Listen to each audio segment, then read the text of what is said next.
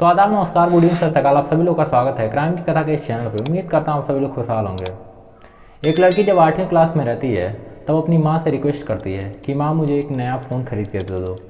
उसकी माँ बोलती है जो हमारे घर का फ़ोन है उसी को तुम इस्तेमाल करो, अभी मेरे पास इतने पैसे नहीं हैं कि मैं तुमको एक नया फ़ोन खरीद के दे दूँ। जब तुम 10वीं क्लास में जाओगी और 10वीं को अच्छे नंबर से पास करोगी तब तुमको मैं एक नया फ़ोन खरीद के दूँगी।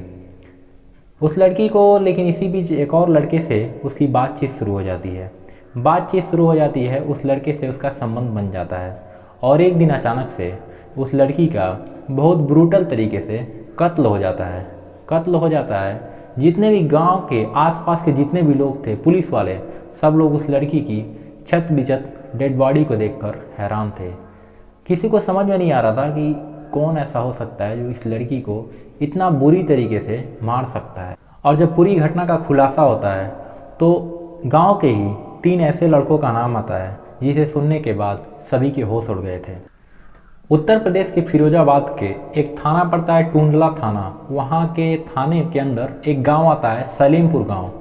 वहाँ के कुछ लोग जो किसान होते हैं वो अपने खेत में एक गाय के खाने का चारा होता है जिसको चर्री बोलते हैं, उसको काटने के लिए अपने खेत पर 10 जून 2023 को सुबह सुबह जब वो लोग जाते हैं तो वहाँ पे उनको एक डेड बॉडी दिखती है।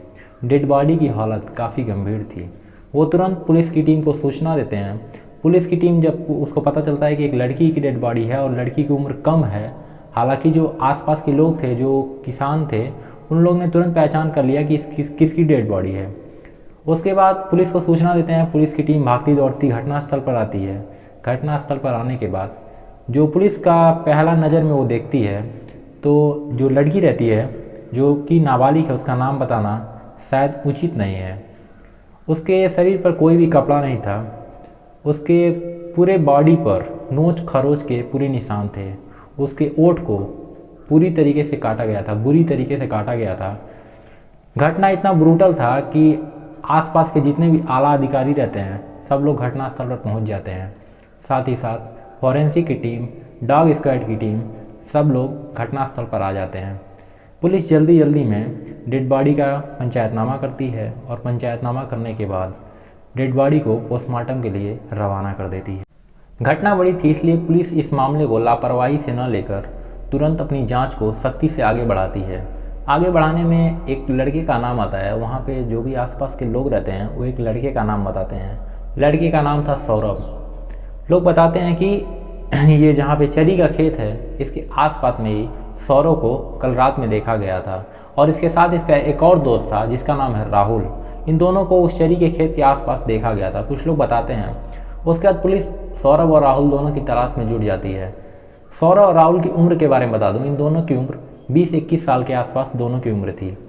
आसपास में उनकी तलाश करने में जुट जाती है लेकिन 2 दिन बीत जाते हैं, इनका पता नहीं चलता। लेकिन एक मुखबिर बताता है कि ये लोग यहाँ पे छुपे हुए हैं। पुलिस की एक टीम वहाँ पे ढाबा बोलती है और सौरभ और राहुल को वहाँ से पकड़कर थाने लेकर आती है। इनसे पूछताछ होती है लेकिन ये पूछताछ में बार बार एक दूसरे आदमी का नाम बता रहे थे।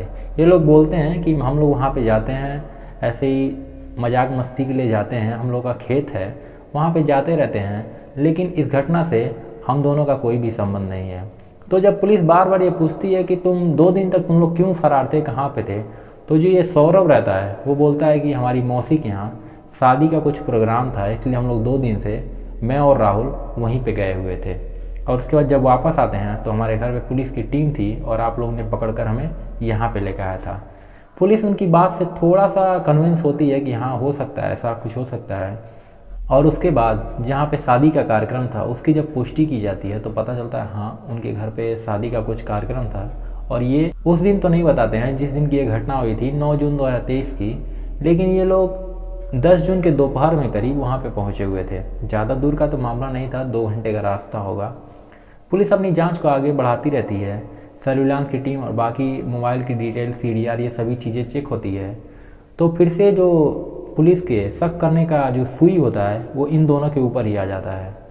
जिसमें सौरभ रहता है इसके ऊपर ज़्यादा शक की सुई आ रही थी क्योंकि लड़की के जो कॉल डिटेल थे वो उससे कुछ मैच हो रहे थे। जो लड़की के घर का नंबर था वो सौरभ के मोबाइल में भी था वो नंबर। और जो घटना की लोकेशन थी जहाँ पे घटना हुई थी, और जब पोस्टमार्टम रिपोर्ट आई तब ये पता चला कि लड़की के साथ बहुत ज़्यादा दुर्व्यवहार हुआ है, उसके साथ बहुत ब्रूटल तरीके से उसके प्राइवेट पार्ट और बाकी चीज़ों को नुकसान पहुंचाया गया, उसकी बॉडी को बहुत ज़्यादा ब्रूटल तरीके से नुकसान पहुंचाया गया है और इसमें कम से कम 2 से 3 लोगों का हाथ हो सकता है, ऐसा पुलिस का मानना था। पोस्टमार्टम रिपोर्ट में ये भी था, मरने का टाइम तो आसपास में बता रहा था कि करीब 8 से 9 बजे के बीच में लड़की की मौत हुई होगी, 9 जून 2023 को। और जब घटना की लोकेशन और बाकी चीज़ चेक की जाती है तो जो सौरभ रहता है उसके मोबाइल की लोकेशन भी 8 से 9 बजे के बीच में उसी जगह पे दिखा रही थी। लेकिन ये लोग बार बार दूसरे एक और लड़के का नाम बता रहे थे, लेकिन नाम तो बता रहे थे लेकिन ये नहीं बता रहे थे कि वो कहाँ है, कौन है, क्या है, कैसा है। जिस लड़के का नाम ये लोग बता रहे थे वो भी उसी गांव का रहने वाला रहता है, लेकिन वो भी 2-3 दिन से फरारी काट रहा था। पुलिस की एक टीम जो लड़के का नाम बता रहे थे, उस लड़के का नाम पवन था, उसकी तलाश में जुट जाती है और इन दोनों से, सौरभ और राहुल से सख्ती से पूछताछ करना शुरू कर देती है। काफ़ी सख्ती के बाद बहुत कुछ सहते हैं ये लोग, लेकिन जब पुलिस अपना आपा खोकर इनके ऊपर लग जाती है तभी इन लोग के मुंह से सुर और ताल दोनों निकलने लगते हैं। ये बताना शुरू करते हैं, जो सौरभ रहता है वो बताता है कि जिस लड़की के साथ घटना हुई है जब ये 14 साल की थी, अभी इस लड़की की उम्र 15 साल थी जब इसके साथ ये घटना हुई, करीब 1 साल पहले। जब ये 14 साल की थी तभी इसकी मुलाकात पवन से होती है। पवन से मुलाकात होती है और इन दोनों की दोस्ती हो जाती है। ये अभी 10वीं की छात्रा है, जब ये 8वीं में 9वीं में गई थी उसी समय इसकी मुलाकात पवन से हो जाती है और पवन से और इसके दोस्ती यारी जो भी रहता है ये बढ़ने लगती है। दोस्ती यारी बढ़ने लगता है, सब कुछ ठीक रहता है। जो पवन था वो मेरा कॉमन फ्रेंड था, सौरभ और पवन दोनों फ्रेंड थे और जो लड़की रहती है वो भी सौरभ को जानती थी। सौरभ आगे बताता है कि जब कभी इन लोग को मिलना जुलना रहता था तो मैं ही इन दोनों के मिलने जुलने का इंतज़ाम कराता था कि कहाँ पे तुम लोग को मिलना है। कोई भी गिफ्ट अगर देना रहता था तो लड़की मुझे देती थी और बोलती थी कि पवन को दे देना, क्योंकि जो लड़की रहती है, छात्रा रहती है, उसका घर मेरे घर के आसपास में ही था। तो कुछ भी देना रहता था, कुछ भी इन्फॉर्मेशन पहुंचानी रहती थी तो मुझे बताती थी। इसी बीच करीब 10 दिन से मैं देख रहा था कि पवन काफ़ी उधेड़-बुन में जुटा हुआ है। वो बार बार बोलता था कि ये लड़की ठीक नहीं है, ये मैं जो बोलता हूँ वो करती नहीं है, ऐसी ऐसी वो बातें कर रहा था। मैं बोलता हूँ भाई क्या हो गया। पवन बोलता है सौरभ से कि 1 साल से हम दोनों के संबंध हैं, लेकिन आज तक इसने अपने जिस्म को मुझे हाथ तक लगाने नहीं दिया है। मैं इसको वार्निंग दिया हूँ कि अगर तुम ऐसा नहीं करने दोगी तो मैं तुम्हें छोड़ दूँगा। अब देखो भाई क्या होता है, परसों का इसने टाइम दिया है, एक डेट बताया था इस लड़की ने 3 जून 2023 को बताया था कि चलो ठीक है इस दिन हम दोनों लोग संबंध बनाएंगे। 3 जून 2023 को पवन और ये लड़की दोनों वही चेरी के खेत में जहाँ पे एक घटना हुई थी उसी के पास में ये दोनों जाते हैं और वहाँ पे जाकर संबंध बनाते हैं। पवन और छात्रा संबंध बनाते हैं। संबंध बनाने के दौरान ही जो पवन रहता है उस लड़की की आपत्तिजनक हालत में फ़ोटो और वीडियो बना लेता है। वीडियो को अपने मोबाइल में रख लेता है। जब शाम को ये फिर से सौरभ से मिलने जाता है तो सौरभ को बताता है कि भाई आज हम दोनों ने संबंध बना लिए, आज बहुत मज़ा आया। जो सौरभ रहता है उसको विश्वास नहीं होता है, वो बोलता है भाई ऐसा पॉसिबल ही नहीं है, वो लड़की ऐसा कर ही नहीं सकती है। बोलता है भाई मैंने संबंध बना चुका हूँ और ये देखो, अपनी मोबाइल निकालता है और उसको वीडियो और फोटो जो भी रहती है वो उसको दिखाना शुरू कर देता है। जब सौरभ ये देखता है तो उसके होश उड़ जाते हैं। उसको भरोसा नहीं हो पा रहा था कि वो पवन ने उस लड़की के साथ संबंध बना लिया है। उसके बाद सौरभ पवन से रिक्वेस्ट करता है और बोलता है ये वीडियो और फोटो मेरे को दे दो, मेरे व्हाट्सएप पे सेंड कर दो, मैं इसको घर पे जाके आराम से देखूँगा और देखने के बाद मैं उस वीडियो और फोटो को डिलीट कर दूँगा। 2-3 बार बोलता है। उसके बाद ये दोनों का कॉमन फ्रेंड रहता है, सोचता है ये क्या करेगा। पवन उस वीडियो और फोटो जो भी रहता है उसको सौरभ के मोबाइल पे ट्रांसफ़र कर देता है। सौरभ घर पे जाता है और जो भी उन दोनों की आपत्तिजनक हालत में वीडियो और फुटेज थी उसको कई बार देखता है। देखने के बाद वो प्लान करता है, वो सोचता है कि अगर इस वीडियो के द्वारा मैं उस लड़की को ब्लैकमेल करूं तो मैं सालों तक उसके साथ संबंध बनाता रहूँगा। जैसे आज पवन उसके साथ संबंध बनाया है ऐसा मैं भी उसके साथ संबंध बना सकता हूँ। 2-3 दिन तक वेट करता है। उसके बाद एक प्रोग्राम था, कोई जागरण का प्रोग्राम था, वहाँ पे जाता है और उस लड़की को साइड में बुलाता है। लड़की इसको पहले से भी जानती थी, साइड में आती है और वहाँ पे ये उसको वीडियो दिखाने लगता है। रात का समय था, 8-9 बज रहे थे। जब वीडियो दिखाता है तो लड़की के होश उड़ जाते हैं। वो उससे गिड़गिड़ाने लगती है कि वीडियो को डिलीट कर दो, मैं पवन से बोल दूंगी, मैं ये कर दूंगी, वो कर दूंगी। लेकिन वो वीडियो को डिलीट नहीं करता है और उसको फोर्स करता है कि चलो तुम मेरे साथ संबंध बनाओ, नहीं तो इस वीडियो को तुम्हारे घर वालों के साथ, तुम्हारे भाई जो भी हैं तुम्हारे परिवार में सबको, और सुबह होते होते पूरे गांव को सबको भेज दूंगा। लड़की डर जाती है और वहाँ से भाग जाती है। भागने के बाद ये बार बार जब भी रोड पे देखता था, सड़क पे देखता था, 3 जून का ये घटना थी, और जब भी ये सड़क पे साथ में कभी मार्केट जा रही कहीं भी देखता था, उसको गंदे गंदे इशारे करता था, गंदे गंदे इशारे करता था और बार बार उसको संबंध बनाने के लिए उकसाता रहता था। लड़की इससे परेशान हो चुकी थी और सौरव उससे संबंध बनाने के लिए परेशान था। लेकिन कई दिन के प्रयास के बाद जब सौरव को ऐसा लगा कि शायद लड़की मुझे कमज़ोर समझ रही है, मेरी मर्दानगी पे शक कर रही है, तो इसलिए वो जो भी वीडियो और फोटोज़ की बात रहती है वो अपने एक और दोस्त, सौरव अपने एक और दोस्त राहुल को बताता है। वो बोलता है कि भाई देखो, ये पवन ने उसके साथ संबंध बना लिया और उसकी फ़ोटेज और वीडियो हमारे पास भी है, लेकिन अब मैं उससे संबंध बनाना चाहता हूँ तो वो भागती है, मेरे को देख के इग्नोर करती है। अब चलो उससे बात किया जाए, दोनों लोग मिल के बात किया जाए और उसके बाद हम दोनों लोग उसके साथ संबंध बनाएंगे। 9 जून 2023 को सौरव उस 15 साल की छात्रा से मार्केट में मुलाकात करता है और उसको वार्निंग देता है, लास्ट वार्निंग देता है। वो बोलता है कि ये लास्ट बार बोल रहा हूँ, अंतिम बार बोल रहा हूँ, अगर इस बार तुम उसी चरी के खेत में जहाँ पे तुम पवन से मिली थी अगर नहीं आई तो इस वीडियो को आज रात तक सबके पास भेज दूँगा। लड़की राज़ी हो जाती है, बोलती है ठीक है, मैं अपनी इज्जत के लिए तुम्हारे साथ संबंध बनाने के लिए तैयार हूँ। बातचीत इन दोनों की ख़त्म होती है।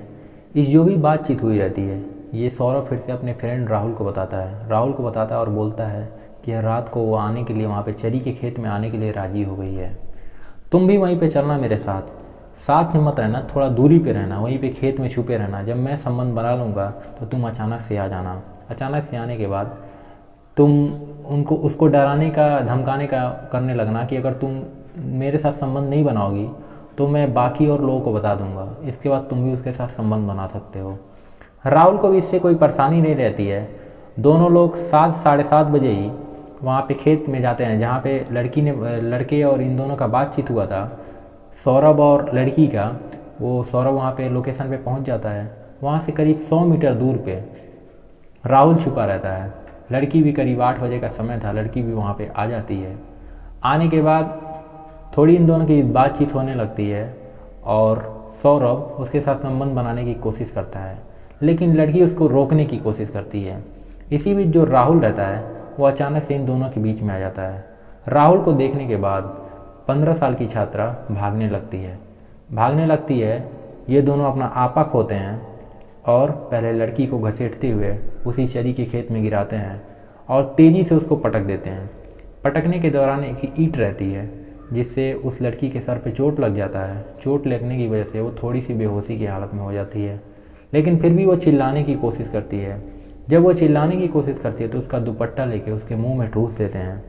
उसके मुंह में डालने के बाद उसके पूरे कपड़े निकालते हैं और कपड़े निकालने के बाद उसके साथ दोनों मिलकर बारी बारी से दुष्कर्म करते हैं।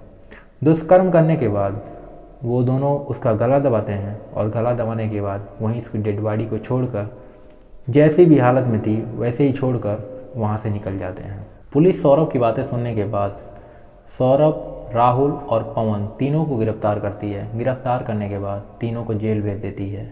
इनके ऊपर रेप और पॉक्सो एक्ट के तहत मुकदमा दर्ज होता है। अभी इस मुकदमे का ट्रायल कोर्ट में चल रहा है। अब देखिए, जैसा भी फैसला आएगा मैं आपको इस चैनल के माध्यम से अपडेट जरूर करूँगा। लेकिन एक ज़रूरी सूचना देना चाहूँगा कि मैं समझ नहीं पाता हूँ। मान लीजिए संबंध है, यहाँ तक तो ठीक था, लेकिन लड़की की यहाँ सबसे बड़ी गलती ये थी कि संबंध बनाने के टाइम उसने पवन को परमिशन दिया कि वो उसके साथ के जो भी संबंध के टाइम उसकी वीडियो बनाए, उसकी फ़ोटोग्राफ बनाए। या हो सकता है पवन उस समय उसके साथ ज़बरदस्ती वीडियो बनाना चाह रहा हो अपने आगे की सेफ्टी के लिए। मान लो कभी झगड़ा होता है इन दोनों के बीच, कभी कुछ बात होती है तो उस वीडियो को दिखाकर उसको ब्लैकमेल कर सके। लेकिन लड़की की यहाँ सबसे बड़ी गलती ये थी कि उसने उस टाइम के वीडियो उसको पवन को बनाने के आदेश दिए या उसको रोक नहीं पाई उस समय वीडियो बनाने से। अगर वो रोक देती तो शायद ये घटना ही नहीं होती। इसी से जुड़ा हुआ एक लखनऊ की एक घटना के बारे में बताता हूँ। ये घटना करीब 1997 की है। एक मर्डर होता है, मर्डर होने के बाद जो आरोपी रहता है वो पकड़ा जाता है, लेकिन जो हथियार होता है वो पुलिस के हाथ नहीं चढ़ रहा था। पुलिस इधर उधर बहुत खोजती बिनती है, लेकिन उसको पता नहीं चलता है कि उसका जो हथियार है वो कहाँ रखा हुआ है। पिस्टल से उसकी जो हत्या हुई थी, पिस्टल से हुई थी। जो ये आरोपी रहता है उसका लॉकर रहता है, पुलिस जाती है उसका लॉकर खुलवाती है। लॉकर में बहुत सारे कागज़ और बहुत सारी सामानें मिलती हैं, उसमें वो पिस्टल भी मिल जाता है। जितना भी सामान था उस सबको थाने लाया जाता है। थाने लाने के बाद उसमें वो पिस्टल तो था ही, उसमें एक एल्बम भी था। उस एल्बम में रहता ये है कि जो वो आरोपी रहता है उसकी जो पहली पत्नी रहती है उसके साथ के उन दोनों के संबंध के बहुत सारे फ़ोटोग्राफ थे। 1997 की बात बता रहा हूँ। फ़ोटोग्राफ थे करीब 50 से 60 के करीब फ़ोटोग्राफ, लेकिन जो फ़ोटोग्राफ थी वो उसकी पहली पत्नी की थी जिससे उसका तलाक हो चुका था। शादी उन दोनों की टूट चुकी थी और उसकी पत्नी की, पहली पत्नी की दूसरे किसी और आदमी से शादी भी हो चुकी थी। थाने में आता है, लोग फ़ोटो देखना शुरू करते हैं। एकदम अतरंगी हालत में फ़ोटो थी, जैसे शादी के टाइम के पहले दूसरे दिन का वो सभी फ़ोटोग्राफ थी। सब लोग देखना शुरू करते हैं। फ़ोटो देखते देखते जो भी सिपाही रहते हैं, बाकी लोग रहते हैं, वहाँ पे पूरा जमावड़ा जुट जाता है। जितने भी थाने के लोग रहते हैं सब लोग फ़ोटोग्राफ को देखने लगते हैं। 50-60 के करीब फ़ोटो थी, उसी में से 1-2 फ़ोटो वहाँ से लीक होकर मीडिया के हाथों में लग जाती हैं। जब मीडिया के हाथों में लग जाती हैं तो कुछ लोग, वो जो पहली पत्नी रहती है उसको ब्लैकमेल करना शुरू कर देते हैं। उसको बोलते हैं इतने पैसे दो, ये करो वो करो, ऐसा कर करके उसको परेशान करने लगते हैं। वो महिला बहुत दौड़ती है, अपने पति को लेकर इधर उधर बहुत दौड़ती है, लेकिन कुछ भी हो नहीं पाता है। और 1 से 1.5 महीने बाद जब वो एकदम परेशान हो जाती है तो खुद अपने आप को मौत के हवाले कर देती है। वो महिला सुसाइड कर लेती है। मैं ये समझ नहीं पाता हूँ कि ऐसी फ़ोटोग्राफ लोग खींचते ही क्यों हैं। क्या ये कोई सबूत कोई अदालत मांगती है क्या? ऐसी सबूत कोई अदालत मांगती है क्या? तो जब ऐसा कुछ होता ही नहीं है तो ये इस समय के फ़ोटोग्राफ, इस समय के वीडियोग्राफ लोग खींचते क्यों हैं? किस याद के लिए खींचते हैं? मुझे आज तक ये समझ में नहीं आता है। इसके साथ ही आपको एक और मामले के बारे में बताता हूँ। ये मामला मेरे जहाँ पे मैं रहता हूँ वहाँ से करीब 50-60 मीटर दूर पे ही एक घर है, उनके घर का ये मामला है। उनके घर में एक करीब 20-21 साल का एक लड़का रहता है, जो इंस्टाग्राम पे एक लड़की से उसकी मुलाकात होती है। इन दोनों की काफ़ी 10-15 दिन बातचीत होने लगती है। बातचीत होती है, सब कुछ ठीक ठाक रहता है। फिर उसके बाद वो लड़की और इन दोनों की ज़्यादा अतरंगी बातें होने लगती हैं और उसके बाद इन दोनों के वीडियो कॉल होने लगते हैं। वीडियो कॉल होता है, यहाँ तक भी ठीक रहता है, लेकिन जो वीडियो कॉल के बाद जो कपड़े उतारने वाला वीडियो कॉल होता है, इस तरीके के वीडियो कॉल होने लगते हैं। वो भी लड़की जो भी अपने वस्त्र उतारने थे उतारती है और ये भी अपने वस्त्र उतारते हैं। भाई साहब, मेरे घर के पास का ये मामला है। उतारते हैं, उधर से वो पूरा वीडियो इनका बना लेती है। जो ही इनका कार्यक्रम ख़त्म होता है, 15-20 मिनट का ये कार्यक्रम जो भी था ख़त्म होता है, उसके बाद वो करीब 4-5 मिनट की छोटी छोटी क्लिप इनके व्हाट्सएप पे फॉरवर्ड करना शुरू कर देती है, भेजना शुरू कर देती है। पहले इनको धमकाती है। एक आदमी का तुरंत कॉल भी आ जाता है, वो बोलता है कि 10,000 तुरंत दो, नहीं तो ये वीडियो को। काफ़ी लोग के नंबर उसके पास कहाँ से थे, कैसे थे मालूम नहीं है, लेकिन 15-20 लोग के नंबर भी वो बता देता है कि इनके नंबर हैं, सबको अभी भेज दूंगा, व्हाट्सएप के ग्रुप में भेज दूंगा। इस तरीके की वो धमकियाँ देता है। ये तुरंत ही अपने, इनका पास में दुकान है, दुकान पे भागते हुए जाते हैं और वहाँ पे 10,000 रुपये का इंतज़ाम भी कर लेते हैं। लेकिन एक लोग इनको रोकते हैं और बोलते हैं कि ये 10,000 रुपये लेके कहाँ जा रहे हो। ये रोते रोते बताते हैं कि भैया ऐसा ऐसा मामला हो गया, एक लड़की से मुलाकात हुई थी और सब कुछ ठीक ठाक था, लेकिन अचानक से वीडियो कॉल आया। वीडियो कॉल पे हम लोग की बातें हुई, 15-20 मिनट तक बातें हुई और उसके बाद ये फ़ोटो और ये वीडियो वो भेज दी है। अब मैं क्या करूं? वो तुरंत उसको वार्निंग देते हैं और बोलते हैं कि ऐसा मत करना, अगर एक बार पैसा दे दोगे तो बार बार वो पैसा मांगेगी, ऐसा वो बताते हैं। ये भाई साहब उसको पैसा नहीं देते हैं। मैं भी यही सजेस्ट करता हूँ कि पैसा तो देना एक बार के लिए मूर्खता का काम है। ये पैसा नहीं देते हैं, लेकिन वो जो लड़की रहती है और जो लड़का रहता है, आसपास के पूरे गांव में, यहाँ तक कि मेरे पास भी वो सब वीडियो और फोटोग्राफ आ जाती हैं। 2-4 महीने तक, 6 महीने पहले का ये मामला है, 2-4 महीने तक काफ़ी गहमा-गहमी बनी हुई थी। जो समझ लीजिए कि एक गांव का, मोहल्ले का ये चीज़ होता है कि सर उठा के नहीं चल पाना, इस तरीके का कार्यक्रम चल रहा था। लेकिन अभी सब कुछ ठीक ठाक है। मैं आपको बार बार इस चीज़ से भी सतर्क करूँगा, अगर कभी आपके साथ भी कोई दोस्त, कोई ऐसी चीज़ें हो जाती हैं, ऐसी घटनाएं हो जाती हैं, तो पैसा देने वाला कार्यक्रम बिल्कुल बंद रखें। अगर एक बार आप 1,000 देंगे, 2,000 देंगे, 5,000, जो भी वो डिमांड करता है, एक बार अगर दे देंगे तो ये डिमांड उनकी बढ़ती चली जाएगी और एक समय ऐसा आएगा जब आपको मौत के अलावा और कुछ रास्ता दिखेगा ही नहीं। इसलिए बार बार सजेस्ट करूँगा इन सब चीज़ों से दूर रहें और अपने आप को संभालें। तो ये थी आज की कहानी। आशा आपको कहानी पसंद आई होगी। अगर कहानी पसंद आई हो तो जो भी सुझाव हो हमें कमेंट बॉक्स में ज़रूर दें। अगर और कोई कहानी की फरमाइश हो तो भी हमें कमेंट बॉक्स में बता सकते हैं। साथ ही साथ डिस्क्रिप्शन में हमारा मेल भी मिल जाएगा, उसमें भी आप कहानी को भेज सकते हैं। और अगर चैनल पे नए हो तो चैनल को सब्सक्राइब करके बेल आइकन भी ज़रूर दबाएं। आज के लिए बस इतना ही। बहुत बहुत धन्यवाद।